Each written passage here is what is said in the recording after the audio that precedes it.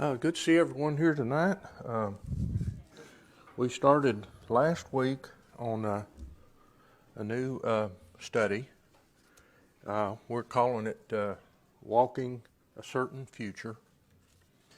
And we talked last week about the state of our country, state of the world, where we're at in terms of, morality and versus societal mores and all of this kind of thing. And we looked at biblical examples back when the Bible, there was a lot of dark times back, back in the Old Testament. Of course, just before Noah, when the whole world was destroyed because God just got fed up with man and he was done. And he decided just to start over. Well, he just had very few, just a small handful of people to start it all back with, and that's where we are today.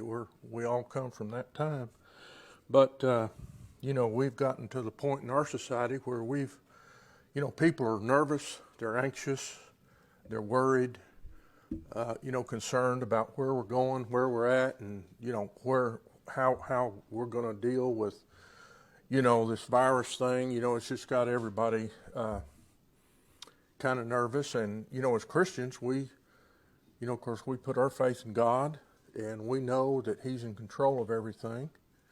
And we know that eventually, one way or another, we're going to come out of it, and God's going to take care of His own, right? So last week, we didn't quite get finished with our first lesson, but we're going to pick up now to the positive outlook that we can have as a result of what we can read about in the Bible, and particularly Hebrews 12. And if y'all would like to turn to that with me, we're gonna be looking at that. That's going to be kind of our final say on this particular subject. God's always required His servants to go through testing times, suffering. People suffered, and what was the reason? Why does He require us to do that? Why does He put us through that? Testing of our faith. Test of our faith. He can't. If we're never tested, He just gives us a life of luxury and ease and through our whole lives, that's not the kind of thing that builds a person's character,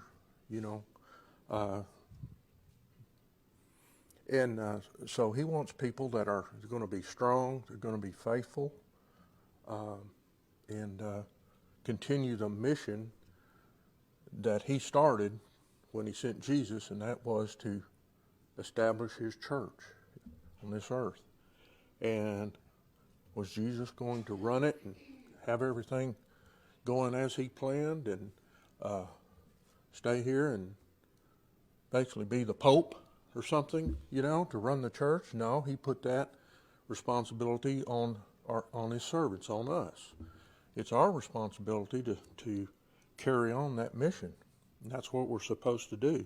But in doing so, as we all know, as mostly mature Christians here, it's not an easy thing. It comes with a requirement of commitment, obedience, and that takes some character, and that takes some strength of will, strength of moral character, and but particularly because we're in these times where even Christians can be kind of get concerned and get a little nervous and not sure what's going to happen, and we're never sure exactly what's going to happen in our future anyway. Well, we might need some encouragement. Well,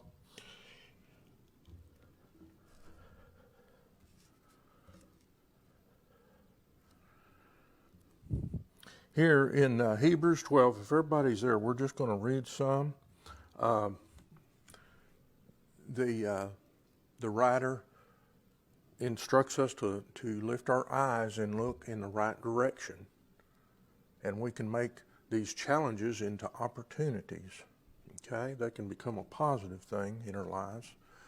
So first, we actually go back just before 12 in that last part of 11 and to the section that he calls the Hall of Faith. That calls out all of the old men of the Old Testament of faith, the heroes of we'd consider of the Old Testament, and reassures us that they all experienced their own trials, their own tribulations, but because they were faithful to the end, they received the reward, and that's something that we need to take into our hearts and understand that's going to be the same with us.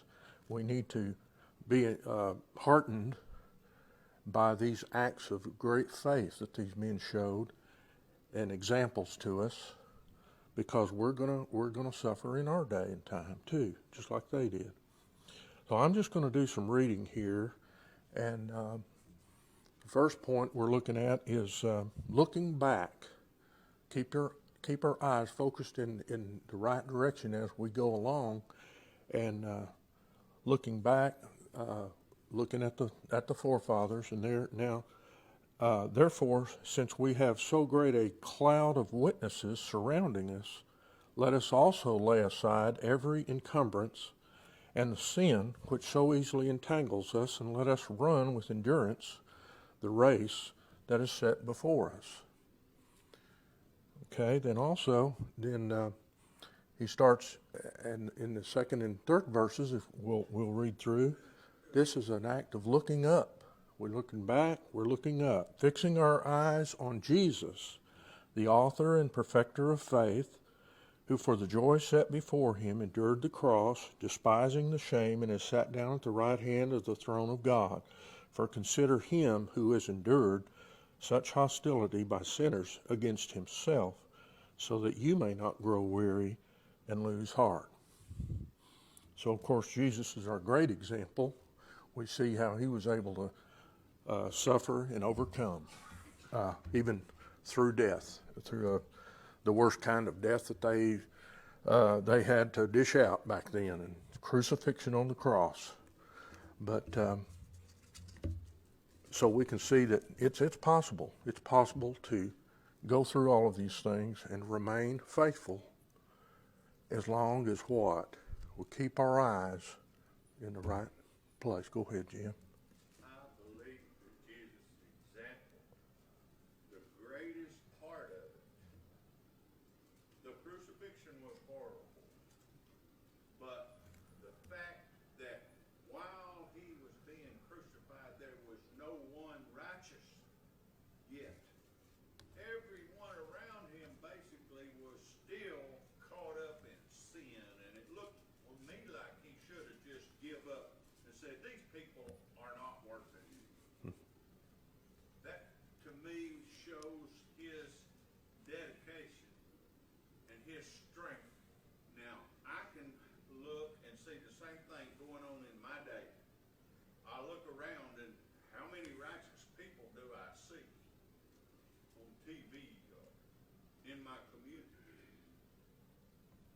Yet, it's worth it.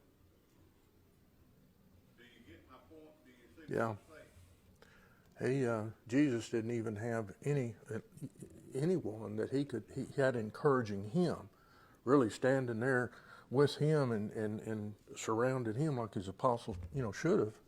He didn't have, even they left him. So he was basically just alone, so went through it alone. And, it's possible it could happen to us that way. It's comforting to know, that we do have, our church, brothers and sisters, and we do have, we know that there's others of us that whatever we're going through, they're going through the same thing. It may be worse, and so at least, we can have some encouragement there, knowing that we also have fellow brothers and sisters not just here, but all over the world, you know, and some of them are really suffering, right? We know how it is in some places in the world. But he just wants us to understand that we've got, if we stay focused, I think is his main concern here. You know, as we say, you know, keep your eyes on Jesus. If you can do that, then that'll keep you from varying, you know, going one side or another, getting off the path, trying to stay focused. This is a race, and, you know, talked about putting off things that entangle us and inhibit us from finishing that race. But so Jesus is the founder and perfecter of our faith. What had Jesus done that should be an encouragement to these believers? You know, he's talking to the church, Christians here. What was it that Jesus had done? He persevered even to the point of death. Okay. He could have stopped at any time he wanted to, just like when he was tempted in Matthew 5 or 4 of Satan. He was tempted there. He could have called at any time for assistance. He said it wasn't working. But he knew his mission. He knew his Father's mission, and it was to be completed in him and through him and by him. And even his disciples, the apostles, weren't converted until his resurrection. Right. That's when they realized what he was talking about his kingdom was not of this earth. He was going to establish a kingdom here. They got so discouraged they'd basically given up. They'd given up. They was just fixing to disperse and go their own way. And then what happened? He came back. They saw he had power over death. They saw he had power over everything else. Yep. Nature, sickness, demons, that he had that power, but yet they could not comprehend who he was. And even Peter, Okay. the great confession, it was later on, Jesus says, you're going to deny me, you're going to fail. And he says, not so, my Lord. And then he says, get behind me, Satan. Yeah, he just wants them to say, You don't know and don't understand. it says on verse 3, for consider him who has endured such hostility by sinners against himself, so that you may not grow weary and lose heart. So he's kind of the focus of our encouragement, you might say, because we've got our eyes, as long as our eyes are focused on him, we can be fully encouraged, because he's already gone through more than we've probably ever will, right? We know that. He's finished it all. He's accomplished it all. He's endured it all. And he's there for us now. And so we hold our hope on that. And that's, verse 3 talking about that. Now he says to look forward. Verses 5 through 10 section there is looking forward. A godly perspective on suffering and persecution. God disciplines us for our own good in order that we might share in his holiness. As you have not yet resisted to the point of shedding blood in your striving against sin, and you have forgotten the exhortation which is addressed to you as sons. My son, do not regard lightly the discipline of the Lord, nor faint when you are reproved by him. For those whom the Lord loves, he disciplines, and he scourges every son whom he receives. It is for discipline that you endure. God deals with you as with sons. For what son is there whom his father does not discipline? But if you are without discipline, of which all have become partakers, then you are illegitimate children and not sons. Furthermore, we had earthly fathers to discipline us, and we respected them. Shall we not much rather be subject to the Father of spirits and live? For they disciplined us for a short time, as seemed best to them. But he disciplines us for our good, that we may share his holiness. Now, what's he mean by discipline here? That's not the same thing as punishment, is it? Is he punishing us? To some degree, yes. Well, Children of Israel wandered in the wilderness for 40 years. Was that punishment? yeah, Yes. Was it discipline? Yes. Because they didn't obey. right. I mean, they had seen him deliver them out of the hands of the Egyptian army. And he had provided for them all through their journey to the promised land. And when they get to the promised land, all of a sudden, they don't remember what he has done for them to get them to that point. Right. And they're all looking forward to enter. And then they believe 8 of the 10 spies. And the fear was they could not do it. And Jesus said, God said, you do it and I'll be with you and I'll bless you. Well, now, this, I want to just read to you here and y'all think about it, okay? This is, this isn't a definitive answer by any means, but this writer, he wants us to be careful about reading punishment into the word discipline. And he says that punishment comes about because of wrong deeds, right? Something you've done wrong, you get punished. The writer's not saying there's suffering and persecution as a result of their wrong deeds. Instead, their suffering and persecution is intended by God to become a training ground to produce greater holiness in the lives of God's children. How does that sound to you? Does that make sense? That sounds like when you was in the military and you had to go through what they call the obstacle course, and you had to endure and show strength through times of Putting you through a test for a purpose, not punishment. that's what makes me remind. Well, he wasn't. That's a good example of I think what he's trying to get to here. That wasn't punishment. That was just part of the training to get you to a next level, to get you to the. Mine uses the word chastising, Okay. which is correcting. When you make a mistake, God will correct you.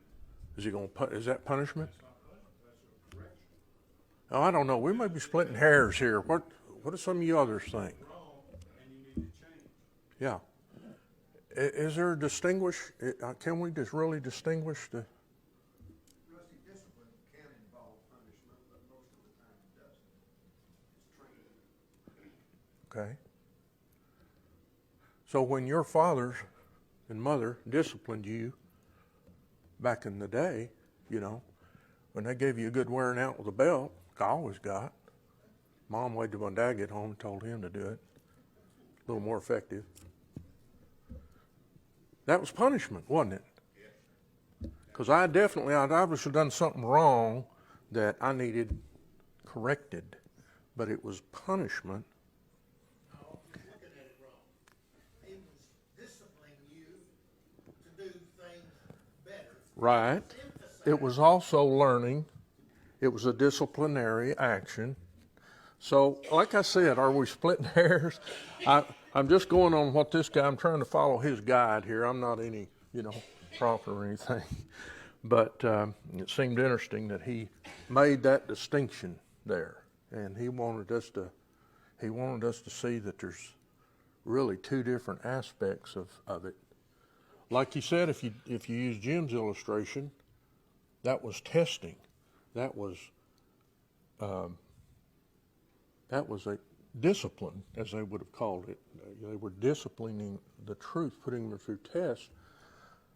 But in that case, it wasn't a punishment, something they'd done wrong. It's something they all had to go through.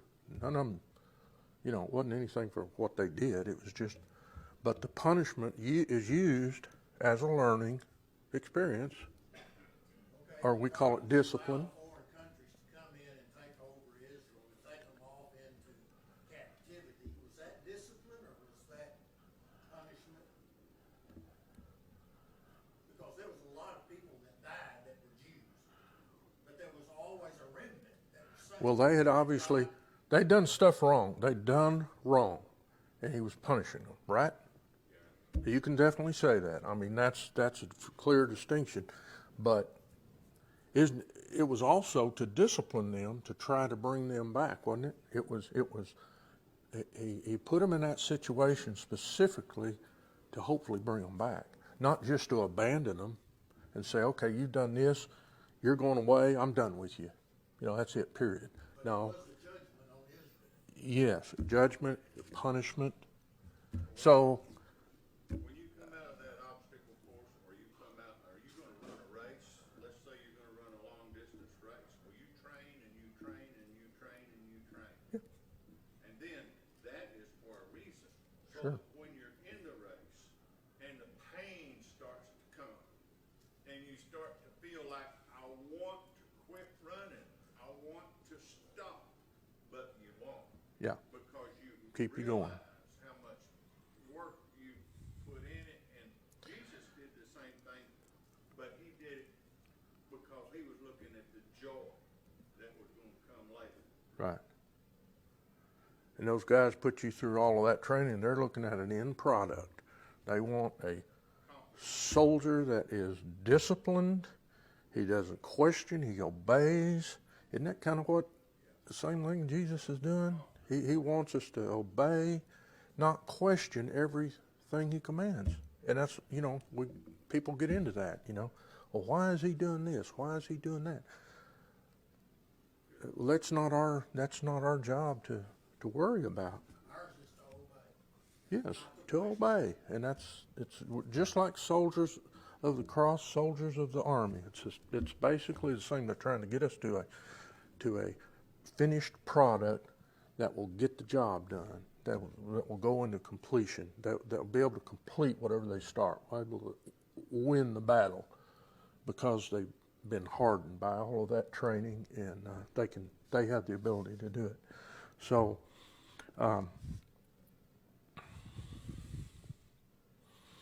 you know, we look at the world and we say, call it a tragedy and a challenge, and to our faith walk, as he puts it here, we react to anxious spirits. We get nervous. But he says the Hebrew writer would look at our world and call it an opportunity for greater Christ-likeness. How does that sound to you? If we could, he's saying, change your perspective. Change how you look at things. What are you looking at out there with all this COVID going around and unrest in the government and all this stuff? We call that a challenge. Is that a challenge to our faith? Or he says it's an opportunity for us to exhibit and grow and show greater Christ-likeness in those situations. Isn't that when you start looking for God, when you start having hardship, right? When you start having pain, loss, that kind of thing, that's when we turn and start looking to God for answers, because these are things that we can't solve ourselves, right? And so that's what we should do. Keep your focus on Jesus and look at these things that come along as opportunities to increase your faith. Don't you think that's what he really would like for us to do? Don't you think that's what his goal is in our lives, by applying the discipline and the tests and the trials and all of this? Isn't that what he's trying to get us to? Like I said, without going through the fire, we're just going to stay down here and just mull along and go with the crowd and never going to get stronger. And Path of least resistance. I'm sorry? Path of least resistance. Yeah, exactly. And we can do that anyway, even as Christians, but that's not what he wants. He wants to... Rusty, there's one more perspective to that. Once you become a Christian and you love God like Jesus Christ loved God,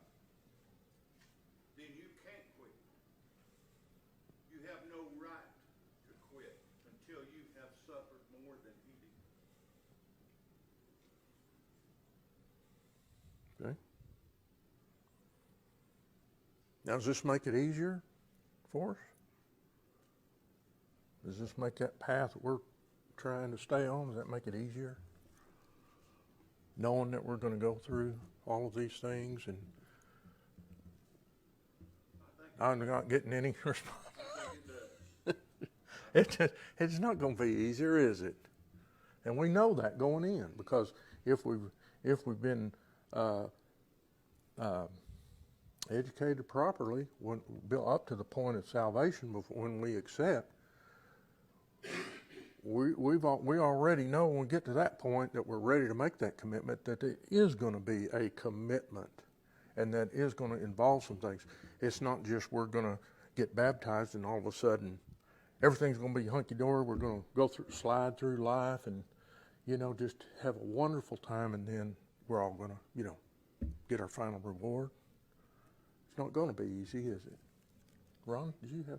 You said a while ago, have a different perspective on things. My best friend, when we were 13, 14, 15, his dad was probably the most,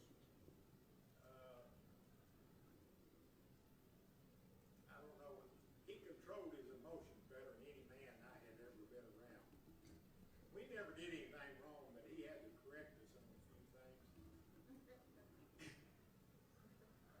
But In his mind, he had some issues. Yeah. he would tell us, you never have to convince yourself to do right. If you have to explain the whole way you got to doing something, but right is right, and you know right. But if you have to convince yourself how to do something else, you don't need to be doing it. Okay. Probably one of the weakest moments in Jesus' life was the night before he was with the garden, when he was in the Garden of Gethsemane. His fleshly, he knew what was fixing to happen and what he was going to have to suffer. Not only the physical aspects of it, but the spiritual aspects of it, that he was going to take on the sins of the world for himself. And his physical side didn't want to do it, even though he knew what the outcome was going to Yeah. be. And it was through prayer that he was able to overcome. And he pleads with his Father not to let this happen. If there's any other way of doing it, please don't let it happen. Do we do that sometimes? To say, not my will, but thine will. Well, what's that tell us about us then? He had to pray to get through it, right? Exactly. If it hadn't been for the Father there encouraging him, what does that say about us? Do we need to pray any less? Isn't that our faith? We're to be faithful to the point of death, and that's not mean of old age. Uh-huh. Well, it's a lot easier this way, in going the right way, than it is the wrong way. We still got the easier way. Okay. Only problem I have is I'm a coward. When things start hurting, I quit. We want to, don't we? Yeah, that's the human nature, human side. And we have to fight that just about every day, don't we? To keep from, I'm just going to forget it. Yeah, that's the human side. But like I say, it's not easy. We know it's not easy. But no discipline seems pleasant at the time, but painful. Later on, however, it produces a harvest of righteousness and peace for those who have been trained by it. That's verse 11, if you want to look at that. Verse 11. So that's kind of the answer, isn't it? To here we are in this time. In this time in history right now, something's happened in this country that's never happened to us before. We're figuring out how to deal with it. The government's trying, and tune in one day, you'll hear one thing. Tune in the next day, you'll hear something completely different, won't you? And that's just the truth. That's the way it's been. They've gone back and forth, back and forth. Is it good? Is it bad? Is it worse? Is it better? Do we do this or do we do that? And doesn't that make you that makes any person just kind of feel nervous, doesn't it? I mean, and kind of unhinged a little bit maybe because it's certainly not normal. We're kind of being asked to do things. It's just not normal. And we don't have a deadline out there. We know it's gonna change, or it's gonna go back to normal. Everybody talks about, well, it's gonna go back to normal here, pretty soon. Well, one side will say, well, it's not gonna be for this amount of time. The other side will say, well, it's not gonna be for a whole long time. And so, that's where we have to turn our eyes, to Jesus. Turn back, look at our source of faith, and we can just say, whatever, Lord, just what your will be done. We'll get through it because we have faith. We know that we'll come through it, and as long as we're faithful, we know we got our reward anyway, right? We're going to have our final reward no matter what happens. So why be nervous? Why be? Okay. We've seen the government step in and stop religious funerals because they were violating the social distancing that Yeah. get politically correct. Yeah. And they broke it up. And they convinced us not to meet together because of a pandemic. And, we've complied with that. How long are we gonna comply with that? And, look at Peter and John that went before the Sanhedrin. The Sanhedrin beat them, told them don't teach in the name of Jesus in the temple, and beat them. Well, guess where they were the next day? Teaching in the temple. Yeah. Now, that's faith. And they threw caution into the wind and did what God told them to do. And that was their answer. Well, It's up to you. we're kind of coming to a point. Hadn't happened yet, but it's we can see it working that way, don't we? Where we're getting to be more of a non-Christian country. Isn't that somewhat true? We're seeing more of the other side putting pressure on Christians to shut up. And it's going from being a largely non-Christian to anti-Christian now, right? And like I say, in other places of the world, that's already happening, and it's been happening for a long time. But we don't get too concerned about it because it's not hitting us hitting us directly, is it? We're seeing things happening in our age that I never thought I'd see. Yeah. We're Oh yeah. seeing things happening Exactly. 10 years ago I didn't think we'd see. And we're hearing things that 5 years ago I wouldn't think that we would hear. But Christianity as a whole is under attack. And we stand on, we consider ourselves standing firm on what the Bible teaches. So we'll be a main target of all of the accusations and insults that people will throw at us You got to remember, if we remain faithful. we're not the only ones, and it's happened before, and a whole lot worse, right? A whole lot worse back when the church started. I mean, that persecution, they were sending whole families into. They talks about imprisoning and that kind of thing, but they were put to death for their faith. The people that. And it was their brothers that were doing it. It was the Jews that started doing that persecution, and it got so bad that they dispersed. But the main persecution was from the Jewish people themselves. Yeah. So, it's been a lot worse.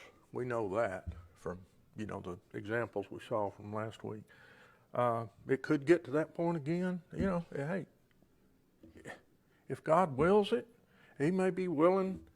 It may be in His plan to send this country to discipline us, to send us into an era of persecution, to bring us back, just like He's always done. That's always been the purpose, and He's always brought back a few every time. No matter how bad it got, there's always at least a remnant that remained, and then started again.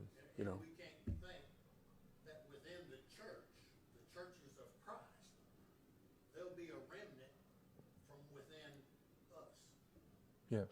That means brothers and sisters, He'll get rid of the chaff that's among us. Yeah. You know, the guy that went out and sowed his wheat, and his enemies came in and sowed tares. Mm-hmm. They asked God, "What shall we do? Go out and pull up the tares?" He says, "No, you're going to pull up some good wheat when you do that. Leave it there, and we'll separate it at harvest." Yeah. So, following this on then, in Hebrews there, verse 12, what's it say? Therefore, strengthen the hands that are weak and the knees that are feeble, and make straight paths for your feet, so that the limb which is lame may not be put out of joint, but rather be healed. So He's given us, this is how we can do it. This is how we attain that, is to strengthen our arms and our knees, our weak knees.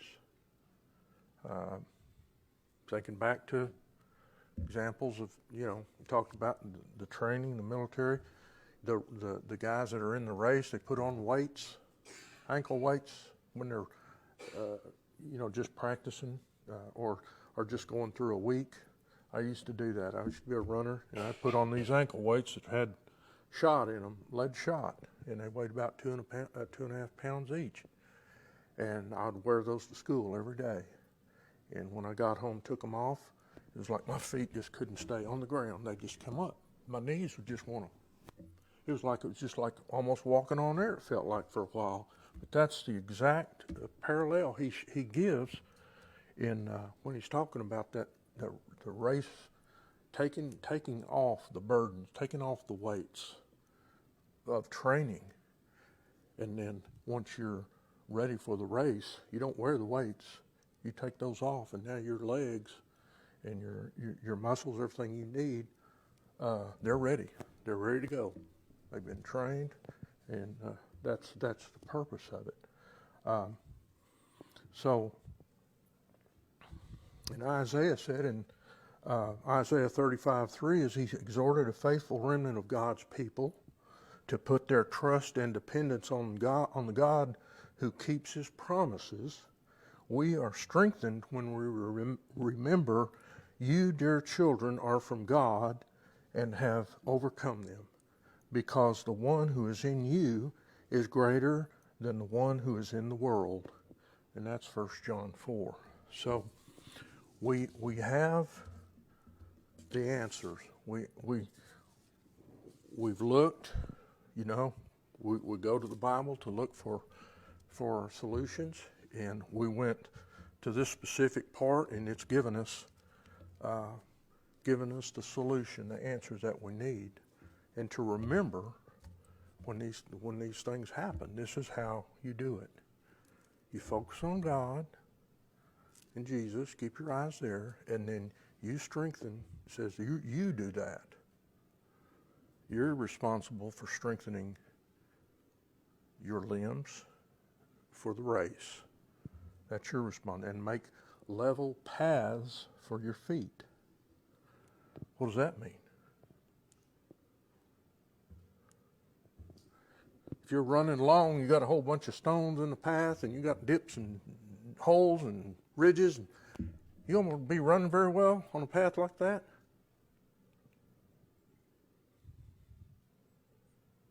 Make smooth, make level the path that you're going to be running, because your feet are going to depend on it.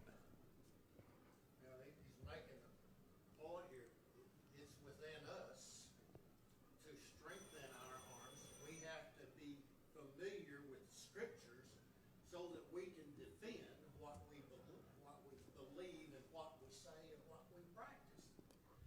we don't strengthen ourselves and get a knowledge of the scriptures, and we can't do it. That's like having feeble arms and feet, because we don't exercise what we know is true. And then Exactly. when we do that, we have the strength to make our paths straight, that we can fend off any criticism that we get for what we believe and what we practice. Okay. So we're leaning on God, right? But we've also got our part. We've got we're as active in that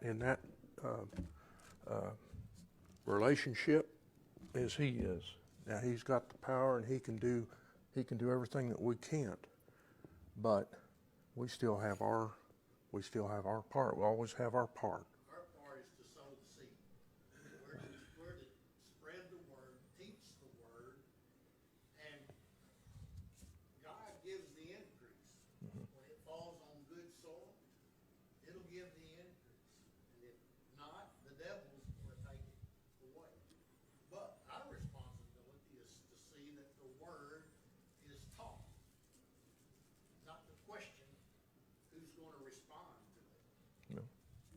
God does that. Well, on the to just kind of finish the thought on the whole theme of this, which has been walking a certain future. As we fix our eyes on Jesus, we remember the one who is in us and what we have become in Jesus, rather than become uncertain about what the future holds for us and for our children. We can walk with certainty because of who He has made us to be. So, Well, a Christian might be the only people who have a certain future. well, that's what I get out of studying the Bible, or studying the New Testament, especially. Is we are, aren't we? Who else? I don't know. I think maybe Christians are the only ones that our future is already sealed. That's why we can have such confidence, and it says boldly approach the throne. I mean, all of that, just tied into that's because of what he's done for us. Our future don't depend on us. Right. Although we have a part, just like we always do, in obedience. That still comes. That's our part, and we have to do that. But He's given us an assurance, and we know He never breaks any promises. Right. So, I mean, that's the whole point right there. Is we can be certain about our future, can't we? In spite of what all else is going on out there, right? If we stay faithful to the end, and that's what He's asked us to do. And He said, you will receive that crown. You will go to your reward, and that's what we want to hear. That's what we want to do for sure, right? I mean, that's why we're here, to get that reward, to live so that we can get it. So I think my time's up. The next week, we'll be going a little farther, and we'll be calling this one the what's it called here? Will you still be in Hebrews 12? No, we're going to move on. This is Look at verse 17 then. oh, okay. I can't understand it. I can't understand that verse. 17.